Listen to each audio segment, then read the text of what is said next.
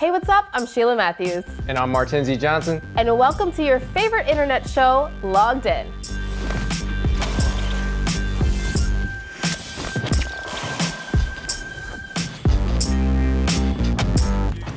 So we have a lot to talk about this week. Drake and 21 Savage dropped Her Loss with some controversy. DaBaby struggles to sell concert tickets, and Glorilla dropped her debut album. So let's get into it. We're kicking the show off with a special segment. The long-awaited Black Panther Wakanda Forever has arrived, and Andscape covered the red carpet for a screening of the movie at the National Museum of African American History. While the cast was really excited for the sequel, they're still mourning the loss of Chadwick Boseman in real life and in the film. So let's check out what they had to say. When we lost him, we were devastated, in a state of shock. We don't get to get him back. This film imitates, our art imitating life is so important.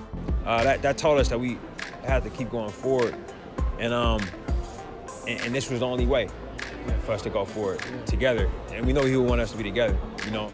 Okay, so I have seen the movie. I'm not gonna spoil it for all of you watching, or you, Martenzie, but what I can say is Lupita's quote right there about life imitating art, it really resonates, because I'm sure you just saw from that, the tears were real, and you really, really, really feel that in this film. Yeah, Chadwick passed away 2 years ago, and I'm pretty sure they were done filming this a year ago, and you can kind of still hear it in their voices. So I'm gonna take some tissues into the theater, because someone's gonna have onions in there, and I don't want to unexpectedly, react to that. But yeah, I'm still looking forward to this. Please don't spoil it for me. I was gonna be there opening day, but according to my daycare center, it's a national holiday, so I gotta watch it, baby, instead. But I'll see it at some point. Yeah, bring your tissues when you do, which leads me to my question. Do you agree with Chadwick not being recast in this? No, anyone who would have tried to replace him, how the internet can be, and really outside the internet too. So good on them for moving in another direction. I do have a question for you. Can you spoil this for me? Does Michael B. Jordan come back? So my next question for you, Martenzie, is about how this movie focuses so much on women and the women of Wakanda. Do you think that's gonna change how the movie is perceived? Yeah, how it's gonna be perceived by men. They're gonna probably absolutely hate it because they hate women who star in movies. I will like it because I don't really care one way or the other, but yeah, we've seen what female-led Marvel movies and how they perform and how they're received, and it ain't good. Yeah, and we actually have a really great piece on this on Andscape.com right now, talking about how movie fans and comic fans will react to this and if they're gonna be down for the change. I love it, but I'll let you all decide what you think after you see it in theaters now. So Drake and 21 Savage had the internet talking for a few reasons. You all know they released a collab album called Her Loss, and it broke Spotify's single-day streaming record with 97 million streams. But in all of that hoopla, Drake had to throw a few jabs at some people that got the internet talking. The first one is to our good sis Megan Thee Stallion. Drake had a line that said, "This lie about getting shots, but she's still a stallion." Yikes, that's a nasty bar. It's impressive in that the wordplay is clever. It's double entendres. I get it, but Well, the next jab was at Serena Williams' husband, Alexis Ohanian. The line says, "Sidebar, Serena, your husband a groupie. He claimed we don't got no problem, but no, boo, it is like you coming for sushi." Boo, Drake, boo, come on. Tomato. The boo line, tomato. That's the best we got out of you. You're supposed to be rapping. And you just taking jabs. Did you like it? No. Well, the next bar, too, was aimed at our girl Ice Spice. She at 10 trying to rap. It's good on mute. Yeah, it's good on mute. Shh. There's some deep-seated irony in him saying this to the woman who created the term munch, but I don't need to get into it because if you know, you know. I need to know, what are your thoughts on that Megan Thee Stallion diss? It's very weak. And Lil Yachty kind of explains my problem with it, is that rappers seem to think that we're stupid. So Lil Yachty explains that the lyric is just about women who get ass shots or BBLs and lie about it. But the thing with rapping is usually it's double entendres, it's metaphors, it's similes, all these sorts of things. So in order for that to be true, the other thing has to be true as well. And unless Drake just always calls women stallions and mentions shots at the same time, this is obviously a reference to Megan Thee Stallion. And it's basically you saying that she's lying because then that goes with the other lyric. Like, I'm not dumb, like, and Sheila's not either. And like, stop lying to us. Like, just live in, you know, your truth and that you believe that she's lying about getting shot. Just living your misogynistic truth, Drake. It's not okay, but we expect it from you at this point. So I also need to know his shots that he threw at Alexis Ohanian because Serena did not give him a chance. Do you think those were warranted? He's just a hater. Like, it's, the simplest thing is Drake be hating, and Serena Williams is supposedly a woman that he used to date, and now obviously she's happily married to this gentleman here, and Drake, even years after the fact, is still upset about this. And it's like, come on, move on, bro. Like, you got a kid with another woman. Why are you worried about this woman? I agree, and you know what I can respect about both of those people? They fired back on him on Twitter, and they weren't the only two who had something to say about Drake and his shots to people in his new album. So let's see if Twitter has anything similar to what we had to say about the situation. So the first reaction, Megan Thee Stallion got shot, said nothing to or about Drake, and Drake actively goes after her. Pusha T disrespected Drake's entire bloodline in front of the entire world, and Drake stepped up and started being a father to his hidden child. What's that, facts in Drake's voice? What else can you say? Like, legitimately, someone made him be a present and active father to his child, and he's talking about someone else. Like, the comedy kind of writes itself at this point. Or the bars write themselves. Reaction number 2. Well, maybe not.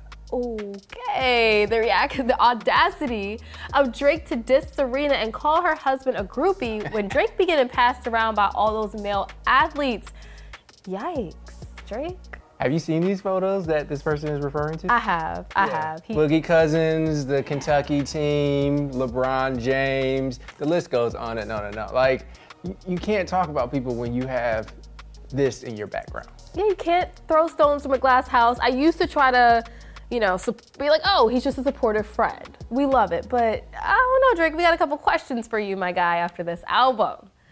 So you also know whenever you mention DaBaby, it's never for the good news, and that trend is continuing. Recently, a screenshot went viral when people found out that he's selling buy one, get one free tickets for an upcoming show in Birmingham. And there's a lot to say, but the internet has definitely strayed away from sympathy when it comes to this. So Martenzie, how do you feel about these BOGO tickets? I mean, it's a good deal for those out there who still listen to DaBaby. I'm still assuming he's getting millions of streams on whatever musical service that people subscribe to. That being said, this kind of shows that if you can't get 1,000 people to show up in Birmingham, you might have a problem. When at this same venue that he's performing at, Taylor Swift, an inspired dance party, is also going to be there for also $22. So like, that's what you're going up against at this point, so ugh.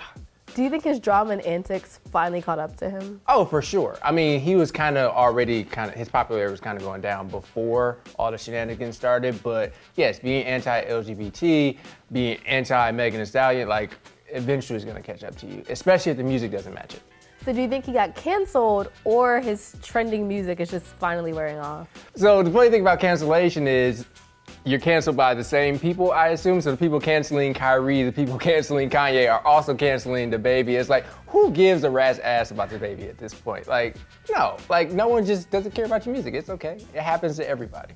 I mean, there's also a really good piece by David Dennis Jr. on Andscape.com about how DaBaby is not canceled. He just don't make good music anymore.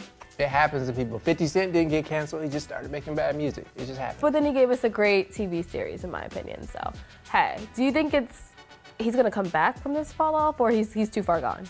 No, he's done. When you're going against a Taylor Swift inspired dance party at the 1,000 person venue in Birmingham, Alabama, and your tickets cost the same as them, and they're not doing BOGO for the Taylor Swift inspired dance contest, you're off. And what's the point of BOGO if you have no one to bring? It's just still an empty venue, but sounds like DaBaby is having a tough time, but we know the internet shows no mercy. So let's see what Twitter had to say about this.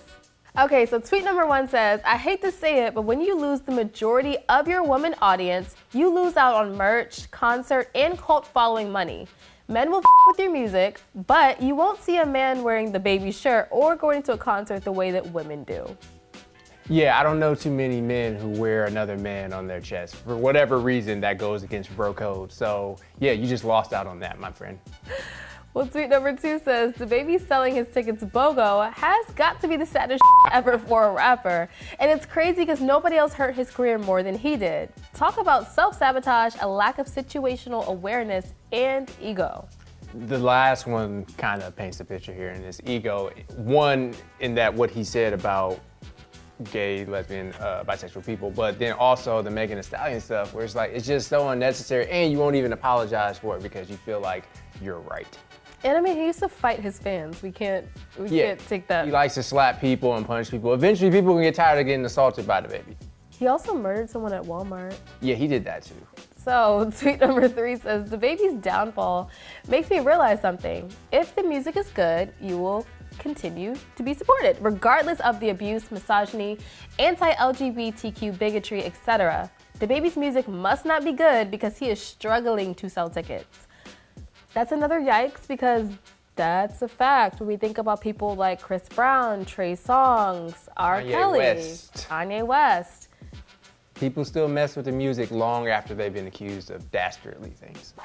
2022 has been a great year for the rap girlies, dropping music and doing great things all around. This week, we're showing some love to Big Glow, aka Glorilla, as she drops her debut studio album, Anyway, Life's Great. Martenzie, is this the year of the rap girlies? And you know, it's only one right answer to this question. Yes. There we go. You got it right. We need like a ding or something. And do you think there's any collabs you'd like to see happen in the near future for the rap girlies? Glad you asked that. Uh-oh. Ken the Man. I'm a big fan of Ken the Man, who is, besides what her name says, it's not a man, it's actually a woman. The song He Be Like, I really love that. And her album is called For the 304s, yes. Which if you don't know what that is, you obviously didn't play with a calculator in elementary school. And to your point about her name, I got to interview her for a piece that I wrote about the next generation of rap girlies for Andscape.com, and she really leaned into that, saying that women rappers don't get that same respect. So she's letting you know I'm coming as hard as the men are coming. So I'm happy to hear Ken the Man appearance in your playlist, Martenzie. But for Glorilla, some people claim she's only popular because her voice is so unique. Why would that be a bad thing though? Yeah, it's because, again, what we talk about, men hate women. This doesn't apply to men. You can think of Old Dirty Bastard, you can think of Rick Ross, you can think of Shine, who sounds just like Biggie Smalls and probably got on for that very reason. And you can think of our own Takeoff, who we just talked about last week. They have very distinctive voices that separate them really from other people. There's no problem there, so why is it a problem for her? I agree. I love the distinctness of her. When you hear it, you know that's Glorilla on the track. So with her having a strong rookie year, what other rappers have caught your attention? Ken the Man. Ken the Man. And look, if you need some more, just go to my piece. I did a roundup of like 10 people. For me, it's Mona Leo. I love her. Beating Down the Block. Do you have anybody else? Ken the Man. And there we go. It's a Ken the Man stand account around here. As we celebrate the rap girlies and their successes, let's take a look at what people are saying about Miss Glorilla on Twitter. So reaction number 1, I'm rooting for Ice Spice and Glorilla to have a great year next year in terms of artist development.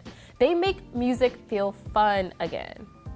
I agree. I do agree. I think that A&Ring has become a lost art, but it's completely necessary because they can have these dope tracks, give all the energy, but people make their money off of touring, and that's where you really accumulate a fan base nowadays too. Glorilla and Cardi still got the hardest song out right now, no cap. That's a fact. I just saw somebody post this on Twitter yesterday, and yes, Tomorrow 2 is very much still one of my favorite songs. It's fire. I was telling Martenzie, I was riding here in an Uber. We pull up next to this car. It's like 9 a.m. blasting Tomorrow 2. Everyone's looking around like, what is that? But we were all rocking. They got it right now. They're taking the crown. And it's obviously Gorilla has something going on because we just saw Everywhere Hates Chris, I don't say his real name, rapping along to FNF on Sway in the Morning. Like, something's happening here. I'm not exactly sure what, but it's obvious something's going on. We love to see it, and all success to Miss Gloria Hallelujah, as she has a good year with the rest of the rap girlies coming up. And Martenzie, as always, it's been a pleasure. Tell the people where they can find you at home online. You can find me on Twitter at 10zJohnson and on Instagram at MartenziJ. There we go. And you can find me on Instagram at toldby.she and on Twitter at toldbyshe. And remember to follow us on all platforms at Andscape. Like the video, subscribe to the channel, and let us know in the comments what we should talk about on the next show. Bye, everybody.